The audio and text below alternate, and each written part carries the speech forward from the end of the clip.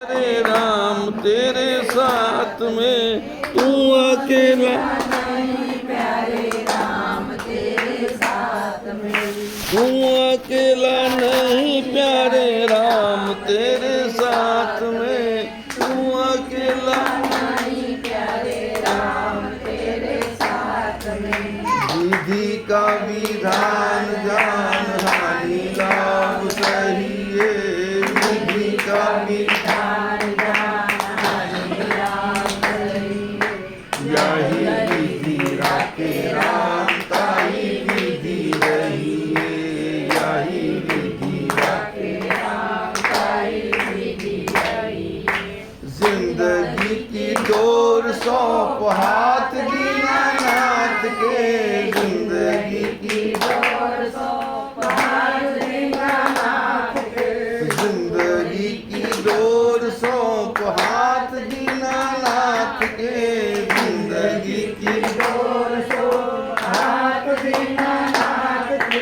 महलों में रखे चाहे झोपड़ी में वास दे महलों में महलों में रखे चाहे झोपड़ी में वास दे महलों में धन्यवाद निर्विवाद राम राम कहिए धन्यवाद बोलो धन्यवाद निर्विवाद राम राम कहिए धन्यवाद यही विधि राखे राम ताई विधि रही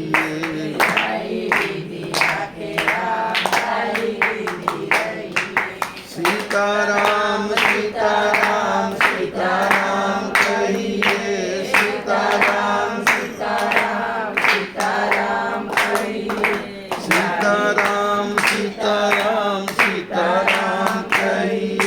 सीताराम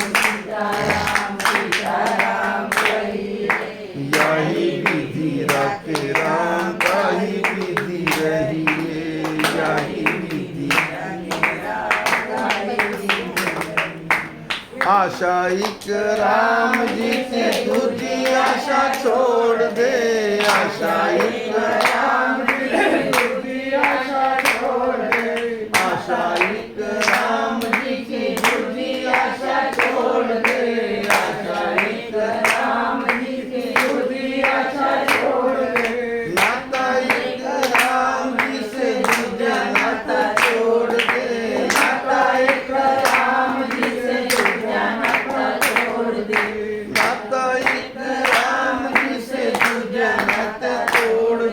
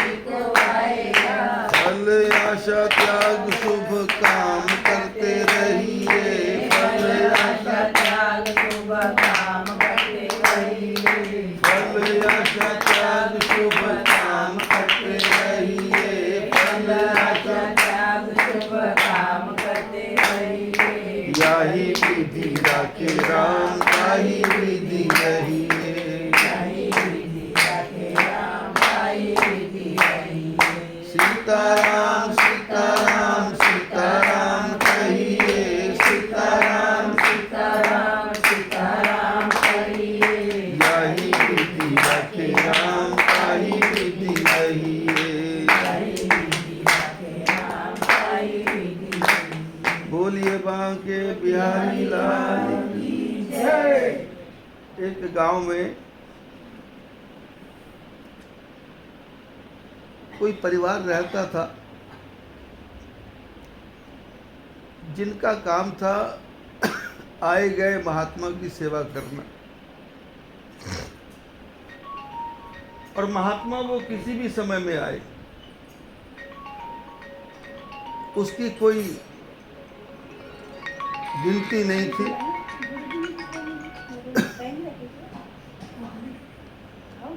और महात्मा कभी भी आए, कहीं भी आए, जब भी आए उसको भोजन मिलता था, और सब लोग उनको सदाव्रती कहते थे। सदाव्रती मैंने 24 घंटे उनके यहाँ भोजन। गांव में घुसते ही, जैसे यहाँ कपूरचंद भंवरीलाल थे और भारुका थे, यहाँ झंवरलाल जी थे, गौरीमल जी, उनकी पत्नी फूला देवी थी किसी जमाने में, जो महादेव भी थे, 42 साल पहले की बातें हैं। पर यहाँ मंदिर था, उसमें महाराष्ट्र की लड़कियां थी, 3-4 लड़कियां उनकी थी। फिर सोमानी परिवार था, यवतमाल वाले महाराज जी का शिष्य, जिनके खेत में बाबा जी की समाधि बनी। ऐसे ही सदाव्रती लोग थे। झूठ कपट निंदा को त्यागो, हर एक से तुम प्यार करो। घर आए मेहमान की सेवा से न तुम इनकार करो। पता नहीं किस रूप में आकर नारायण मिल जाएगा। निर्मल मन के शीशे में वो राम के दर्शन पाएगा। राम नाम के साबुन से जो मन की मैल गवाएगा, निर्मल मन के शीशे में वो राम के दर्शन पाएगा। ये शरीर अभिमान है जिसका, प्रभु कृपा से पाया है। झूठे जग बंधन में फंसकर उसको क्यों बिसराया है। राम नाम का महामंत्र ही साथ तुम्हारे जाएगा। निर्मल मन के शीशे में वो राम के दर्शन पाएगा। सदाव्रती जी के घर में कोई आता भोजन, गांव में भी कोई पूछता कि भोजन मिलेगा, तो लोग इशारा करते कि वो पेड़ है बड़ा, और पेड़ के नीचे जो मकान है वहां चले जाओ, भोजन मिलेगा। एक दिन एक महात्मा घूमते फिरते आए, लोगों से कहा भूख लगी है। लोगों ने कहा वो सदाव्रती किया, चले जाओ। पीपल का पेड़ था, पीपल के पेड़ के नीचे चौतरा बना हुआ था। जो भी महात्मा आता वहां के बैठता, भोजन तैयार होता, घर के लोग बुला लेते। लेकिन आज आधा घंटा हो गया, 1 घंटा हो गया, महात्मा जी को किसी ने बुलाया ही नहीं। और महात्मा जी क्या देख रहे हैं कि जो भी बाहर से आ रहा है वो अंदर जा रहा है। महिलाएं आ रही है वो अंदर जा रही है, पुरुष आ रहे हैं वो अंदर जा रहे हैं। बाबा जी की तरफ कोई देख ही नहीं रहा। बाबा जी ने कहा कोई फंक्शन होगा, कोई अंदर कोई उत्सव होगा, जा रहे होंगे, कोई बात नहीं। लेकिन अचानक थोड़ी देर बाद में बाबा जी ने सबको जाते आते देखा। एक बहुत सुंदर साड़ी पहनी हुई स्त्री 16 श्रृंगार किए हुए अंदर से बाहर निकली और वो बाबा जी के सामने से जाने लगी। तो बाबा जी तो 2 घंटे से बैठे हुए थे, सबको जाते देखा पर इसको तो जाते देखा ही नहीं। तो बाबा जी ने कहा ये कोई औरत चोर तो नहीं है, कोई अननोन तो नहीं है, ये कहाँ को जा रही है? और बाबा जी ने पूछा अरे तुम कौन हो? उसने कहा आपसे क्या मतलब? महात्मा जी ने कहा मतलब नहीं है, अरे हम यहाँ बैठे हैं, इस घर का नमक खाएंगे अभी, अब जिसका नमक खाया है उसको थोड़ा बहुत प्रसाद देना पड़ता है, इसकी ड्यूटी है हमारी, बताओ नहीं तो शोर मचाऊंगा। उसने कहा शोर मत मचाओ बाबा जी, मेरा नाम है विधि माता, अभी घर में बच्चा पैदा हुआ है, मैं उसका भाग्य लिख के आई हूं। बोले क्या लिखा? बोले ये नहीं बताते हम। बोले बता दो नहीं तो शोर मचाऊंगा। इसने कहा अच्छी मुसीबत है। बोले ये बच्चा जब 18 साल का होगा सारे गांव में आग लग जाएगी, इसका बाप माँ बाप परिवार सारे के जल के मर जाएंगे और ये बच्चा जिंदा रहेगा। इसकी किस्मत में कुछ भी नहीं है। 18 साल की उम्र में इसके पास में लोग एक बैल दे देंगे, लकड़ी काट के लाएगा, उसको बेचेगा, एक कुल्हाड़ी होगी और लकड़ी से जो पैसा मिलेगा उससे वो भोजन करेगा, बस यही इसकी किस्मत में है। महात्मा ने कहा कुछ नहीं हो सकता क्या? बोले कुछ नहीं हो सकता। महात्मा जी ने कहा देख लो, अरे सदाव्रती है, इतने पुण्य का कार्य करता रहा और इतना बड़ा दंड दे रहे हो। बोले मेरा कोई काम नहीं है, मेरे को ब्रह्मा जी ने भेजा है, मैंने लिख दिया इसके मस्तक में, माथे पे लिखा है आयु कर्म च वित्तम च विद्या निधनम में वच। बोले मनुष्य की आयु पैदा होने के साथ ही लिखी जाती है मस्तक पे,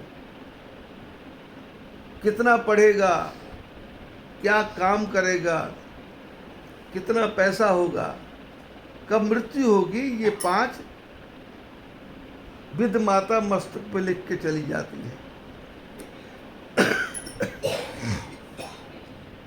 बोले लिख दिया सो लिख दिया। अब महात्मा जी ने विचार किया तुम कहाँ जा रही? बैठ जा, मेरे को तेरा खतरा था बस। ये सोच रही मैंने आंख बंद कर रखी है, किसी के जाऊं? आंख बंद नहीं करता, थोड़ी आंख खोल के रखता हूं मैं तुम्हारे जैसे को पकड़ने के लिए। हाँ। अब महात्मा जी का मन उदास हो गया कि अरे हम इस घर में आए और हमारे चरण पड़े, इनका विनाश हो गया, भोजन नहीं किया, चले गए। 1-2 दिन के बाद में भूल भाल गए। 18 साल के बाद में गाड़ी में बैठ के जा रहे थे तो जिस गांव में सदाव्रती का मकान था वहां आके गाड़ी खराब हो गई। अब गाड़ी खराब हुई तो लोगों से पूछा कौन सी जगह है, कौन सी जगह है, कौन सी जगह है, गाड़ी आगे जाएगी? बोले नहीं, इंजन भी खराब हो गया, आगे रेल इसकी पटरी भी टूटी हुई है। बोले कितने दिन लगेंगे? बोले 2 दिन, पता नहीं 4 दिन लगेंगे, 6 दिन लगेंगे। महात्मा जी नीचे उतरे तो लोगों से पूछा ये कौन सा गांव है? तो गांव का नाम भी पड़ गया था सदाव्रती जी का गांव, सदाव्रती जी का गांव। अरे यहाँ तो मैं आया हूं कभी। लोगों से पूछा सदाव्रती जी का कैसा हाल है? लोगों ने कहा जी क्या बताएं, बहुत अच्छा परिवार था।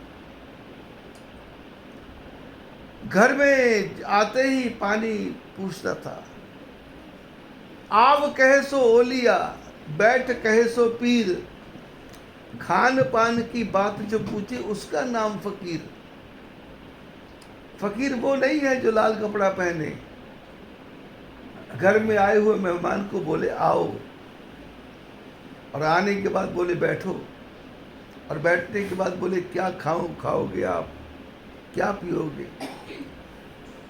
आव कहे सो ओलिया, वो ओलिया है, और बैठ कहे सो पीर, जो बैठने को कहे वो पीर है। खान पान की बात जो पूछे उसका नाम फकीर।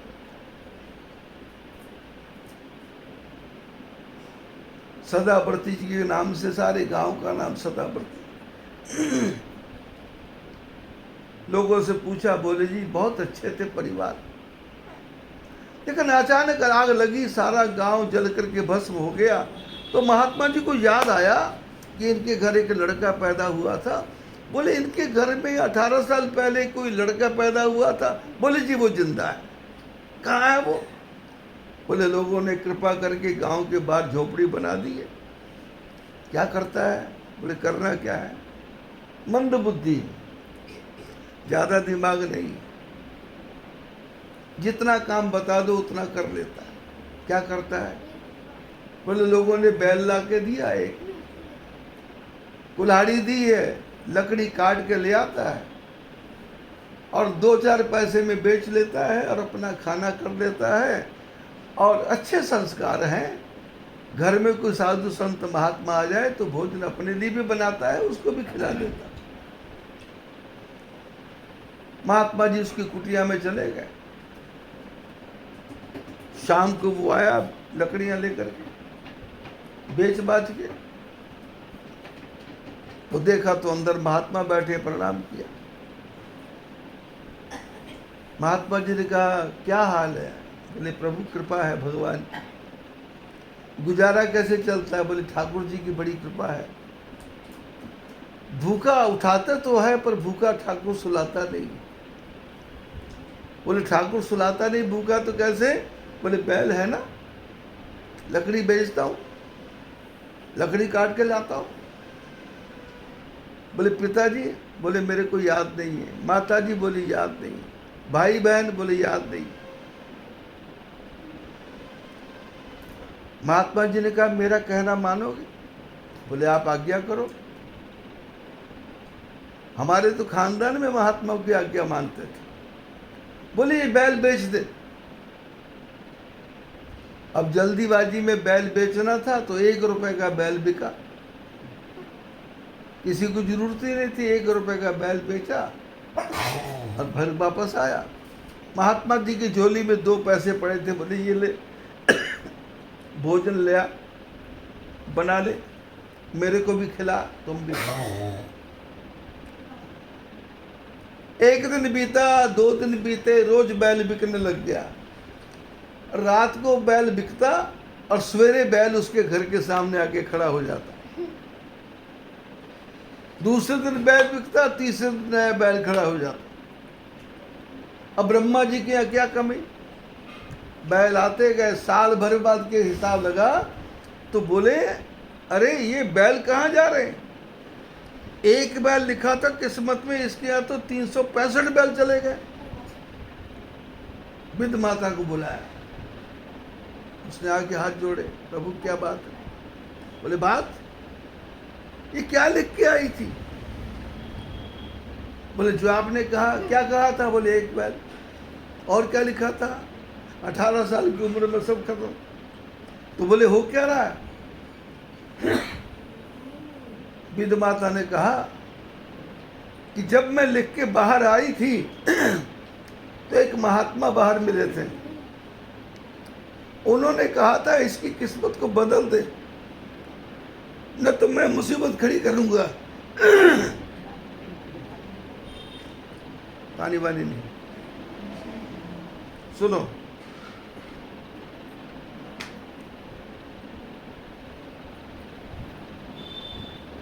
ब्रह्मा जी ने कहा देखो। तो विद माता ने ऊपर से देखा तो महात्मा बैठे हैं। और बैल बेचने की तैयारी है। ब्रह्मा जी ने कहा पागल, ऐसे बैल जाते रहेंगे तो हिसाब किताब सब उल्टा हो जाएगा। अरे महात्मा को पूछो क्या चाहिए। ये महात्मा तो भाग्य की रेखा को बदलने वाले होते हैं। ये रेख में मेख मार देते हैं, सूली को सूल कर देते हैं, फांसी को छोटी सजा में बदल देते हैं। आके महात्मा जी के पास खड़ी हुई विधि माता। महात्मा जी ने पहचान लिया, बोले वही हो ना, आ गई। ये चलता रहेगा, बैल बिकता रहेगा, तुम लिख के जाओ, बैल बिकता रहेगा। महात्मा जी पैसा अपने पास ही रखते हैं, लड़कियों को देते नहीं। बोले इसकी किस्मत में बैल है, बैल देना पड़ेगा। और मेरा भाग्य तो प्रभु कृपा से बहुत अच्छा है। विधि माता ने कहा ब्रह्मा जी ने भेजा है, आप क्या चाहते हो। बोले मैं चाहता हूँ जैसे ये पहले इसके माता पिता सदाव्रती थे वैसे ये बने, जैसे इनके माता पिता की बुद्धि थी वैसे इसकी बुद्धि हो जाए, जैसे इसके माता पिता का परिवार था वैसे इसका परिवार हो जाए। विधि माता ने कहा ठीक है, जो लिखना लिख लो, और भी लिखना तो लिख लो। महात्मा जी ने कहा मैं अपने आप लिख लूंगा, तू तो दफा हो यहाँ से, निकल। विधि माता वापस गई और उस बच्चे का भाग्य बदल गया। जब संतों की कृपा होती है तो संत ऐसी कृपा करते हैं कि झाड़ू पोछा लगाने वाले को, गरीब घर की लड़की को ऐसी जगह भेजते हैं कि जहां बहारे ही बहारे हो जाती। मिट्टी को हाथ लगाते हैं तो सोना बनने लग जाता है। लेकिन वो कब होता है जब सीताराम सीताराम सीताराम कहिए, याही विधि राखे राम ताही विधि रहिए। जब ऐसी भावना मन में होती है तो जीवन में परिवर्तन आ जाता है। यहाँ पर गंगा माता नाम की माता रहा करती थी, जिसको मैं माँ भी मानता था। वो मेरे को बेटा भी मानती थी और भाई भी मानती थी और मेरे को गुरु भी मानती थी। छोटी सी झोपड़ी हुआ कि छोटा सा मकान होता था, आटा वो रानी सती गृह उद्योग भी नहीं था। 2-3 खाटें बिछी रहती थी, एक में देवर पड़ा रहता था और बाकी ये संसार सुरेश के पिताजी का संसार फैला हुआ। और भगवान की कृपा से, उस गंगा माता की आज कृपा है कि धीरे धीरे सब काम हो रहे हैं। लेकिन 2-4 काम नहीं हो रहे, तो आज हम आए हैं, उसके बाद वो भी हो जाएंगे। और दूसरे परिवार के 2 बच्चों की शादियां करनी है, वो भी हो जाएगा। और ये लालू है, ये तो लालू ही है, लालू लालू, जो लाता अंदर छुपाता जाता है। कभी 100 रुपया तक नहीं दिया इसने ना, आज तक नहीं दिया। बस बातें जितनी मर्जी बनवा लो। बचपन में टॉफियाँ मेरे से, अंगूर, केले, संतरे, चीकू, यदि उसका हिसाब जोड़े तो आज कम से कम 50,000 रुपये हो गया। हाँ, वहाँ मंदिर जाता था, धर्मशाला भी जाता था। हाँ, तेरे को कहाँ से मिलता, तू तो पैदा भी नहीं होता, तेरे को मिलते थे जबरदस्त। लालू का बाप बन रहा तू। हाँ बताओ, टॉफियाँ भी, खाने भी, लॉलीपॉप, बाप रे बाप, मेरे को सब याद। भगवान सब पे कृपा करे। ऐसे ही सुरेश जी का है, सेवा चलती रहती है, डांट मत। नहीं आया, बड़ा वाला मुन्ना ट्यूशन गया, आया नहीं अभी तक। आ जाएगा, क्या हो गया, मैं ये बैठा, मैं कहाँ जा रहा हूँ। जब तक मेरा हिसाब किताब पूरा नहीं होता मैं थोड़ी जाता। उसका टाइम होगा ना, वो बाहर काम होगा, इसकी वजह के बिहारी लाल दो कुशाल सुमित चक्की पे ड्यूटी भेजे ना उसको सुमित गंजा को चेतन क्या मालूम बस कर मार्केट में आए नहीं नाश्ता में आए अरे वो कीम की बेटी भी है रोटी बना देख